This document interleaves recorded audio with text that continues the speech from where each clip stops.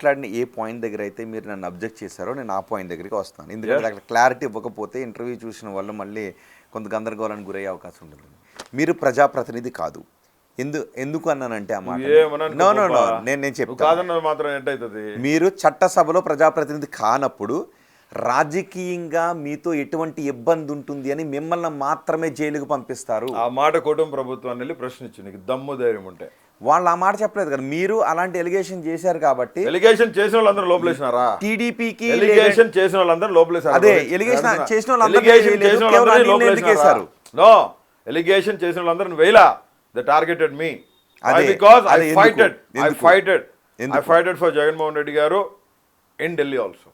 ఢిల్లీలో ఉన్న కొంతమంది చంద్రబాబు నాయుడు గారికి కుటుంబ ప్రభుత్వానికి కావాల్సిన ఆ పెద్దల మీద కూడా కోర్టులో పోయి కేసులు వేసామని కాలుండొచ్చు, అవకాశం వచ్చింది, వేశారు. నేను ఒకటే చెప్తున్నా, వ్యక్తిగత హననానికి పోకూడదు. నన్ను అరెస్ట్ చేశారు, ఓకే కాదంట్లా. రోహిత్ నన్ను అరెస్ట్ చేసి కాదంట్లా. నా ఆస్తులను జప్ చేశారు, నా బ్యాంక్ అకౌంట్స్ ఎందుకు ఫ్రీ చేశారు? నా బిడ్డలు అటు చదువుకోవాలా? నా పిల్లలు కూడెట్టు తినాలా? ఆస్తులు జప్తు చేసి బ్యాంక్ అకౌంట్స్ తీసేసుకొని, బ్యాంక్ అకౌంట్స్ ఫ్రీజ్ చేసి, కంపెనీ అకౌంట్స్ మొత్తం తీసేసుకొని, ఇంటి మీద రైడ్ జరిగి మొత్తం కాగితాలు తీసుకుపోయి, ప్రాపర్టీ డాక్యుమెంట్స్ మొత్తం ఎత్తుకుపోయి రోడ్డు మీదకి లాగేశారు. కనీసం బండ్లో డీజిల్ కొట్టుకోలేని పరిస్థితుల్లో, బెయిల్స్ తీసుకొచ్చుకోలేని పరిస్థితుల్లో అత్తమ్మ మీద రైడు, వాళ్ళ ఇంటి మీద రైడు. నా 5 చెల్లెళ్ళు, 2 డాక్టర్స్, 3 ఇంజనీర్లు, వాళ్ళ ఆడవాళ్ళు లండన్లో సెటిల్ ఏంటో వాళ్ళకి నోటీసులు, వాళ్ళకి ఫోన్లు. ఒక 5 చేతిలో పెడతాం కదా, నీకు చెల్లి ఉంటే నువ్వు కూడా ఒక 5 చేతిలో పెడతారు కదా. వాళ్ళ అత్తమామ ఇంటికి పోతారు, నా చెల్లి అత్తమామ ఇంటికి పోతారు, నా పెద్ద చెల్లి అత్తమామ ఇంటికి పోతారు. ఎంతమంది చెల్లెళ్ళు? 5 చెల్లెళ్ళు. ఏ రోజైనా అనిల్ ఇలాంటి మాటలు మాట్లాడొద్దు ఇంకో ఆడబిడ్డని అని వాళ్ళనేగా తిట్టింది. డిఫెన్స్ చేసుకునే దానికే ముందుకు పోయినాం. 90% of the words are all morphing, are all created by their own because of their TRP ratings and all what all the smash and crush. Remove it. నేను మాట్లాడుతుంది నా చెల్లెలకి నొప్పి కలిగింది కాబట్టే, నా భార్యకి నొప్పి కలిగింది కాబట్టే, నా కన్న తల్లి ఇన్సెక్యూర్డ్గా ఫీల్ అయింది కాబట్టే నేనంత రూడ్గా హార్ష్గా బయటికి రావాల్సి వచ్చింది. ఏ తల్లి గురించి, ఏ చెల్లి గురించి, ఏ బిడ్డ గురించి పవన్ కళ్యాణ్ తిట్టలేదు, నారా లోకేష్ తిట్టలేదు, టీడీపీ అధినేత. కొడకల్లారంటే అర్థమైంది చెప్పు, కొడకల్లారంటే అర్థమైందయ్యా? ఎవరిని తిట్టారు? ఎవరినన్నాడు తెలీదా నీకు? ఎలక్ట్రానిక్ మీడియాలో ఎవరిని తిట్టారు? ప్రతి వైసీపీ కొడుకు అని చెప్పి మాట్లాడారు. వైసీపీలో రౌడిజం చేస్తున్న వాళ్ళ గురించి అని అన్నారు. మొత్తం వైసీపీ కొడుకులందరికీ మాట్లాడారు. నేను ఎక్స్పెక్ట్ చేయలేను ఆ మాట మాట్లాడతారని. మాట్లాడాడు. వాళ్ళు మాట్లాడితే చెల్లింది, వాళ్ళ ప్రభుత్వం వచ్చింది, చిత్రహింసలు పెట్టి చంపలేదు రోహిత్ నన్ను, అంతే. అది ఏం జరిగింది?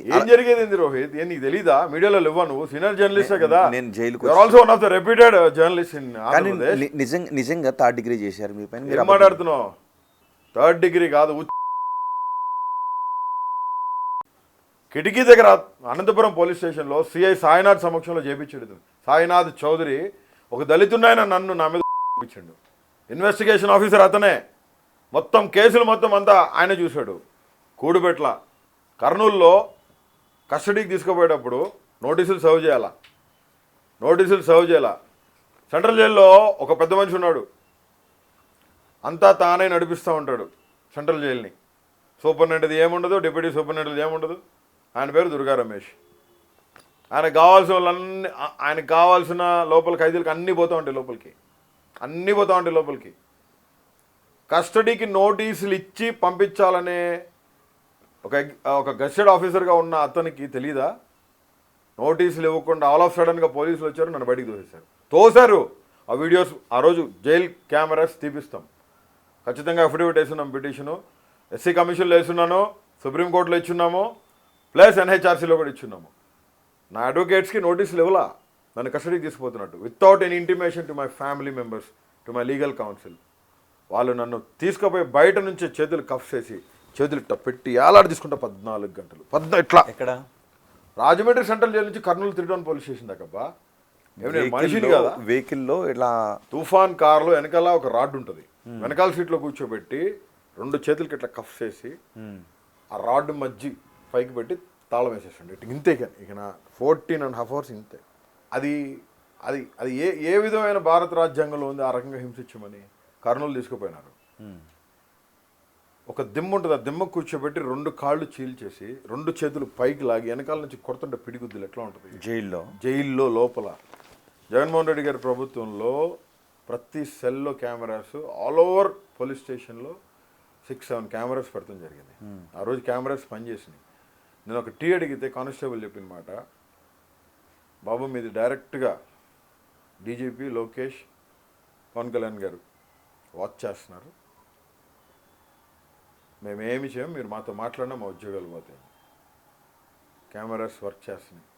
సుప్రీంకోర్టుకి చెప్తే మేము అదే అఫిడవిట్లో ఒకటే అడిగారు సుప్రీంకోర్టు. ఆల్ ఇండియా మెడికల్ సైన్సెస్లో బీబీ నగర్లో నేను ఎమ్మెల్సీ చేయించుకున్న రిపోర్టు, ఆ కస్టడీ కర్నూలుకి తీసుకెళ్ళినప్పుడు నన్ను ఏ విధంగా తీసుకెళ్లారో ఆ టోల్ గేట్స్ దగ్గర అన్ని toll gates camera proofs. And police స్టేషన్లో 3 రోజులు నన్ను కొట్టింది. ఏ పోలీస్ స్టేషన్లో? 3 town police station, CI Seshaiah, ఏ ఏరియా? కర్నూలు.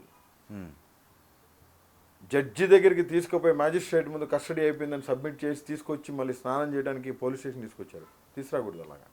ఎట్లా తీసుకొస్తారు పోలీస్ స్టేషన్కి? వన్స్ మ్యాజిస్ట్రేట్ ముందు ప్రొడ్యూస్ చేసిన తర్వాత తీసుకొచ్చిన తర్వాత మళ్ళీ చేసి మళ్ళీ 3rd డిగ్రీ ఇచ్చి 12ంటికి నైట్ బయలుదేరి మళ్ళీ పడిపోయానండి, కళ్ళు తిరిగి 2 కాళ్ళు చీల్చేశారు. 3వ రోజు పొద్దున్నే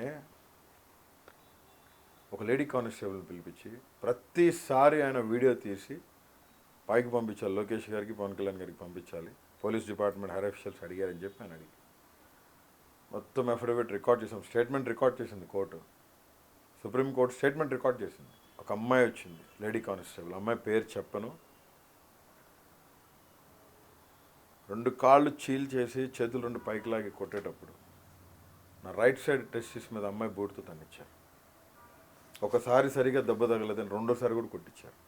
నిజమా? కెమెరాస్లో ఉంది రోహిత్. ఇంత భయానకమైన పరిస్థితి పగోడికి కూడా రాకూడదు. ఈ రకంగా కిరాతకంగా హింస పెట్టి చంపాలని చూశారు నన్ను. ఒక మాట చెప్పాలి, లేడీ కానిస్టేబుల్తో మీ ప్రైవేట్ పార్టిసిపెంట్ అని లేడీ కానిస్టేబుల్తో నా రైట్ సైడ్ టెస్టిస్ మీద కొడితే నా right side testis blood clot అయి ఉంది. Borugadda Anil Kumar is always open page.